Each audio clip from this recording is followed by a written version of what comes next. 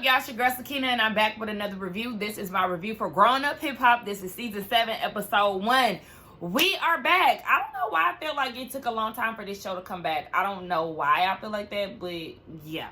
So let's just go ahead and get into it, y'all, because this season looks like it's going to be interesting for sure, especially with Romeo coming back. Why is you here? Okay, that's what I want to know. What makes you want to come back to this show, Romeo? Okay, whatever, but he here. I didn't see Boogie anywhere, so that's who I'm really concerned about. I want to know why Boogie ain't a full castmate anymore. But the episode opens up with Egypt and Sam. She's pregnant. It's no surprise. It's no new news. We already knew this before the show started. So she's 8 weeks in. She had a miscarriage beforehand, so Pepper is telling her she needs to take it easy and not to stress. Sam's son was there. He's adorable. Shout out to them. Next, Lazy and Treach, they get on the phone together. Lazy had a situation where his daughter was living with her mom, and her mom was having a toxic relationship with her boyfriend, so he had to go and get his daughter. It sounded like he was a little isolated for a little while, so Treach was just, checking in on him. And then he lets Lazy know that Egypt is pregnant, but he kind of fell back a little bit on their relationship because every time he reaches out to Egypt, Sam is nearby and on speaker, and he really ain't feeling that. And Lazy is like, I've known him for about 30 years now. I've never heard him speak in a derogatory manner when it comes down to somebody. So with him calling Sam an MFer, he didn't stop, okay? So, yeah, something is definitely up. And I was like, now all of a sudden Treach is having a different viewpoint on Sam. I wonder what happened, because remember, Treach was all for them, and now it seems like he really ain't feeling Sam. Was it because of the arrest situation or what? I mean, he pretty much been a bum since, I don't want to say pretty much, he's been a bum since they started dating, so I just wonder what changed now. But whatever. So then they start talking about hip-hop and how the 50-year anniversary is coming around. Lazy wants to do something to celebrate, and he also wants to bring in the new generation. I said, okay, y'all can bring them non-rapping ass kids if y'all want. Have at it. But, yeah, so they gonna get together and do that. Angela, we in Atlanta with it. Child, Angela them let Yo Gotti scoop on in finally. I seen that. I said, okay. Yeah, I just follow Angela Simmons. Well, I got her crush on Angela Simmons. They said, damn, Gotti, you bold. Hey, yeah, I'm gonna let the world know. So, yeah, she down at the house. Cree comes by. That's another person that I'm wondering, why are you here? Y'all know I do not like Cree. She started out fine with me, and then now I don't like her at all. She gives Angela a mic because Angela wants to sing, but Angela's like, no, I really don't want to sing. I just want one fun song. I said, okay, so what are you going to be doing on this song? Are you going to be rapping or are you going to be singing? Are you trying to be a city girl for a day or what? Like, what is this and why? So then Cree is like, well, we need to get you a vocal coach, Miss Jan.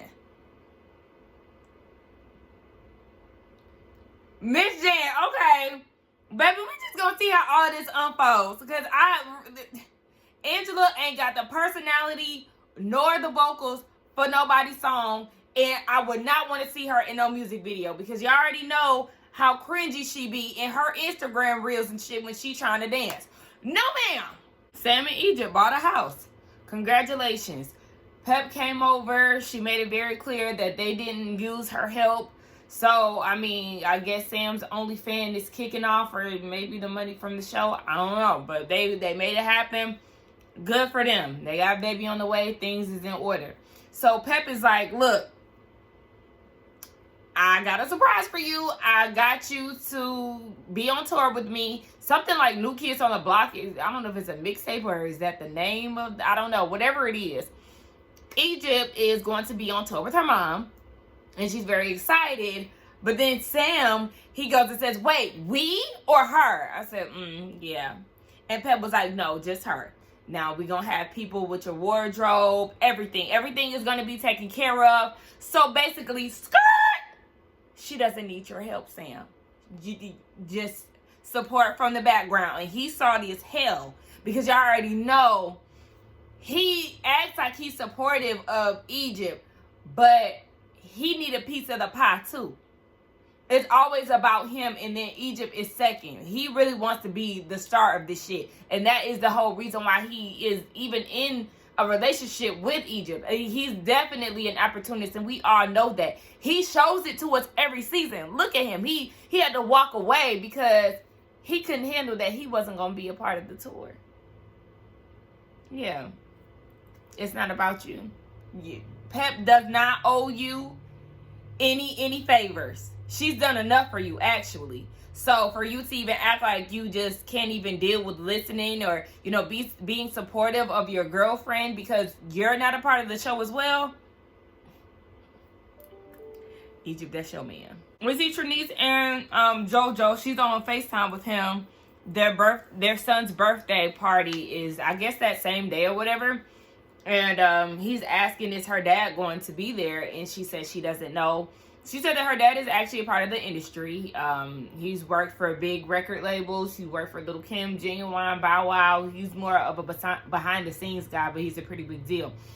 But she said he hasn't made an effort to meet her son, and it's been a year. So she doesn't know if he's going to show up or not. But she lets JoJo know, you know, whatever happens, let her handle it. And he was like, well, that was never my intentions to get in the middle of it because JoJo don't fool with her dad, basically.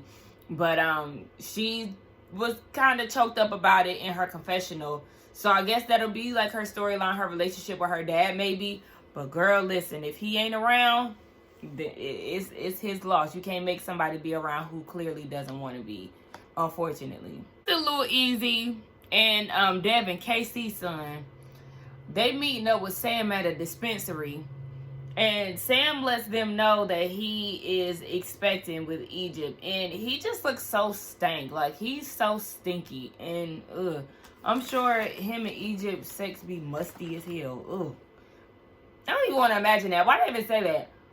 So, he said with this whole court date situation, he's facing jail time because they charging him with 4 felonies or whatever. So, they still up in the air with that. He got to meet up with Treach at a jewelry store. Devin was like, well, it might be a push gift. A push gift is for the woman. He ain't pushing out shit with his broke ass. Like, what? The push gift is for the person that's putting the effort in, that's carrying the baby. And we know Sam ain't got no damn money, so he don't even know nothing about no damn push gift. Anyway, yeah, so he just trying to figure out what this meeting is going to be about with Treach. I don't know what's going on because I'm watching this on demand, but my TV just showed me a little clip of Denise and her mom talking at the birthday party, and her parents are separated, but they still have conversations. They're close. And she doesn't know if he's going to come or whatever, but she said that Denise said that she had spoke to somebody, and basically he said that baby Joey ain't his grandson. And when he calls, he only wants to talk about Mia, their first child. You wouldn't be asking about none of my children. You wouldn't be asking about one and I got 2. No, you wouldn't be in my life, period. Girl, fuck that man. Disrespectfully.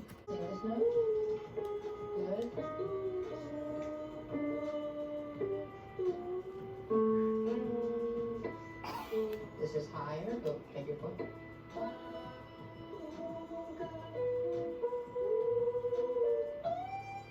I know you fucking lying.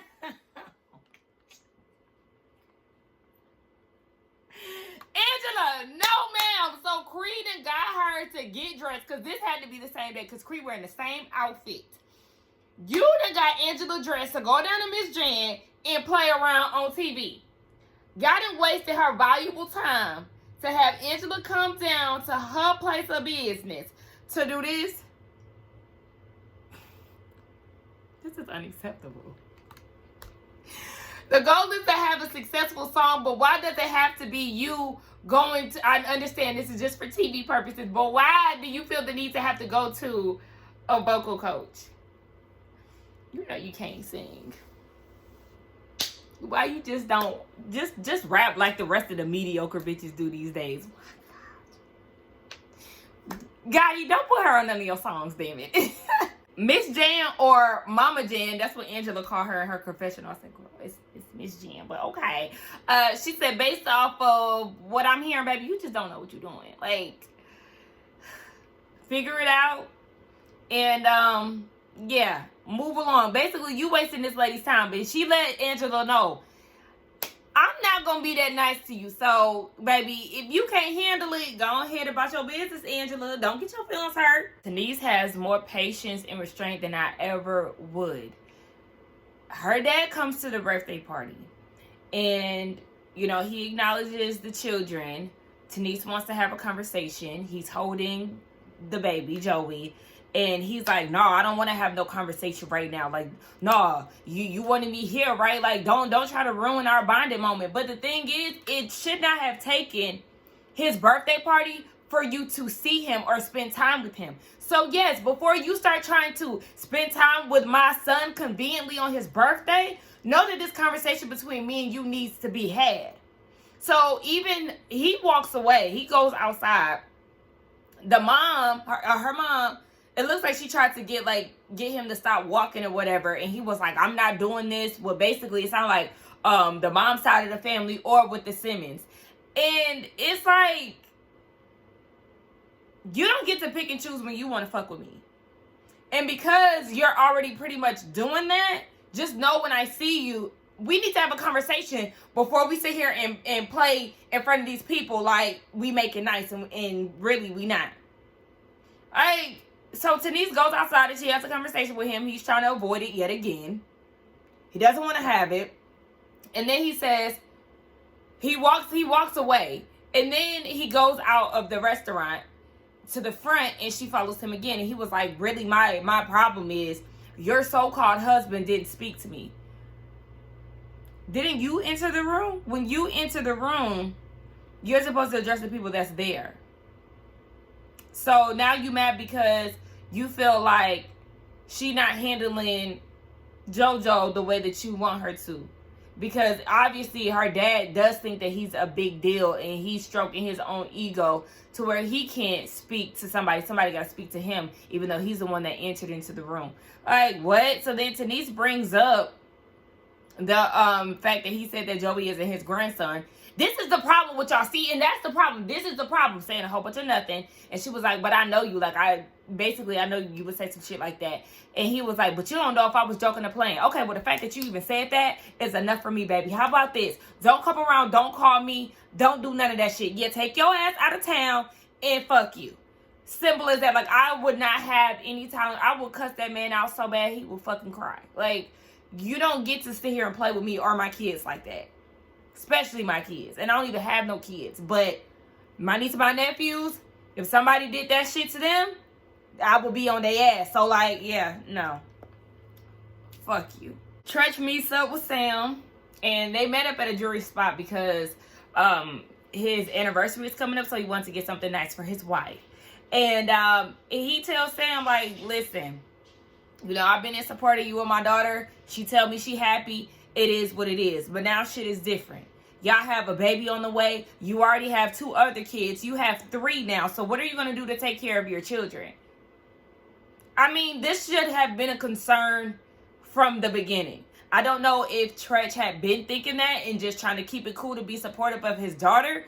But yeah, this should have been a concern since the beginning because this man has been a bum, an opportunist, and a moocher from the start. But yeah, he was like, now shit is real. I mean, they already got married. That was already, you already knew what was coming next after that. And he was like, what are you doing? What are you doing? And also, you don't have all the answers. Egypt needs to be around basically her peers. Peers with experience. And he was like, okay, well, who? TT.